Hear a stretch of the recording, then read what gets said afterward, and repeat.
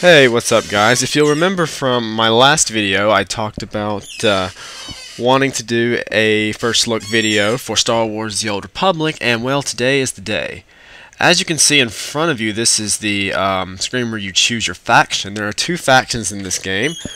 There's the Republic side and the Sith Empire side. For the purposes of this first look video, we're going to take a look at the Galactic Republic.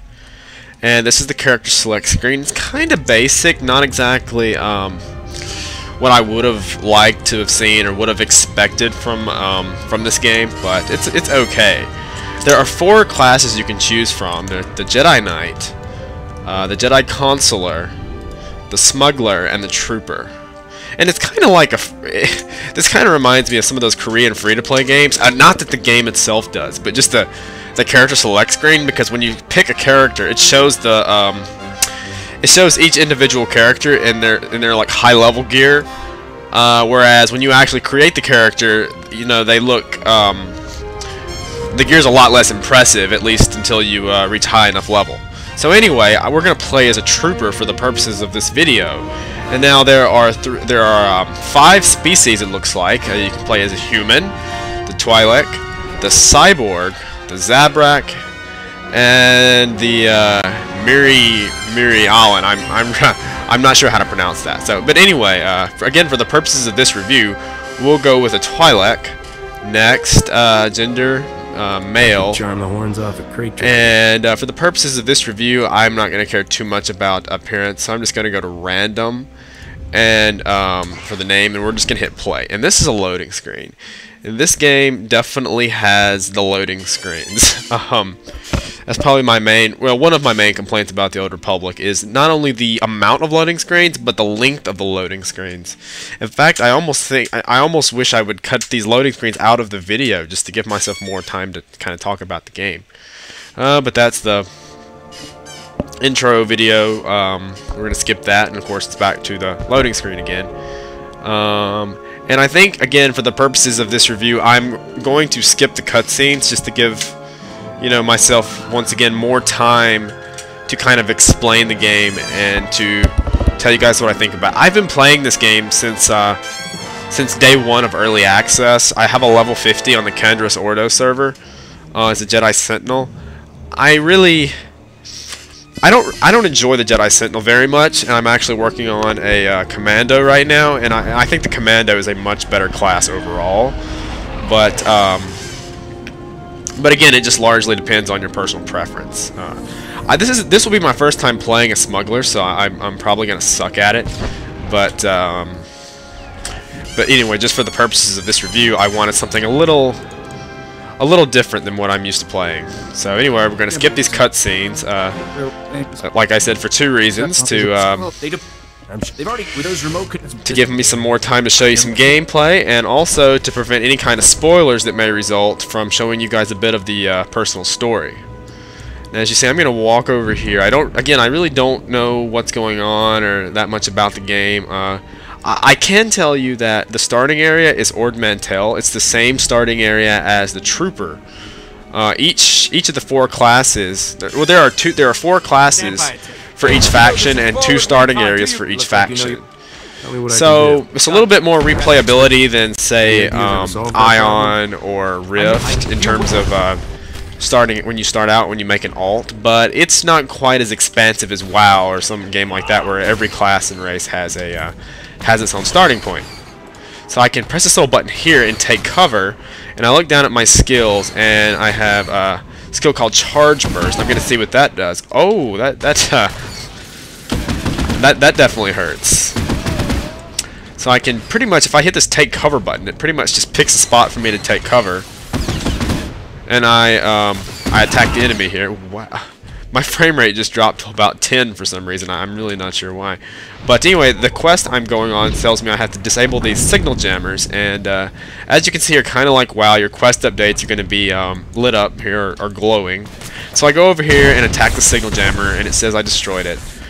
I missed one, I think. Here, or a few actually. Let me go. Oh wait, those aren't the signal jammers. Those are the remote control stations. I'm sorry. I'm going to clear out this remote control station, The signal jammers are the little dots on my mini-map over here. And I'll get to those... Or here's one. Oh, well, here's some more guys I gotta fight. Let's see. I really don't know what I'm doing, so I've never played this class before. So this is definitely not any kind of a skills demonstration, so bear with me. But I kind of like the class already. It's very very unique compared to the Jedi Sentinel, which is pretty vanilla in terms of actual gameplay. Now this is not exactly my favorite starting area. I found leveling in this area with my trooper, I found this area to be incredibly boring to look at. It just wasn't very fun to play. Tython is a good starting area. Korriban is a good starting area. Not Ord Mantell, but Hutta on the Sith side, that I played that. It was decent. But mainly, again, I think Korriban and Tython are my two favorite starting areas. So I killed the Separatists there. Now I'm going to disable another signal jammer. And if you noticed, just a second ago I had a quest update. It's for a bonus quest. Well, a lot of your this game definitely does have the whole kill, 10 rats type quest. They may not be rats per se, but it's definitely that kind of stuff is definitely still there. And but it's mostly involved around what they call bonus quests, which you'll kind of run around the game world, and you'll automatically pick up certain quests, and it'll be like kill 10 or kill 20 of this enemy, and you don't have to do them. In fact, like, especially towards the midpoint of the game, it got to where I never would do them just because it seemed like it took too long, because they would have multiple steps involved. But you can do them if you want for a nice boost in terms of money and experience points. But anyway, I did that, and looks like I can turn in a quest now. So I'm gonna go in here, or at least get a quest update. I'm gonna go in here and gotta click this thing, targeting computer. Disabled that, and here's another cutscene coming up. I'm gonna skip all this. Now, if I was actually playing the game, some of these, that's the major thing about a lot of people when they're playing the Old Republic. They're thinking, well, I'm just gonna spacebar through all the cutscenes, and I think that, well, if you do that to all the cutscenes, you're really doing yourself a disservice.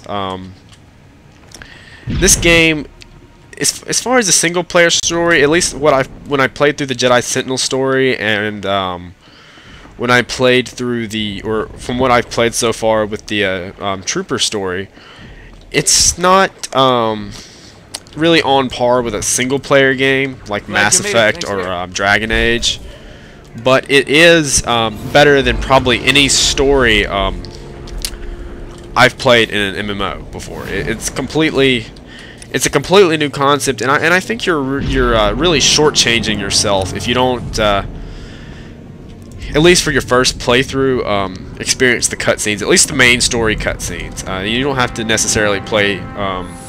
You don't necessarily have to keep up with the cutscenes on. You don't necessarily have to keep up with the cutscenes on the side quest if you don't want to. But I do recommend you do that for the main quest. But, a lot of people are just going to, like they say, they're just going to spacebar through all the cutscenes, and then they're going to complain, well, oh, well, the Old Republic is it's just like WoW, it's just like every other MMO out there, but what you're doing, you're robbing yourself of the chance to experience really what's the best part of the game. And I think that's a real shame,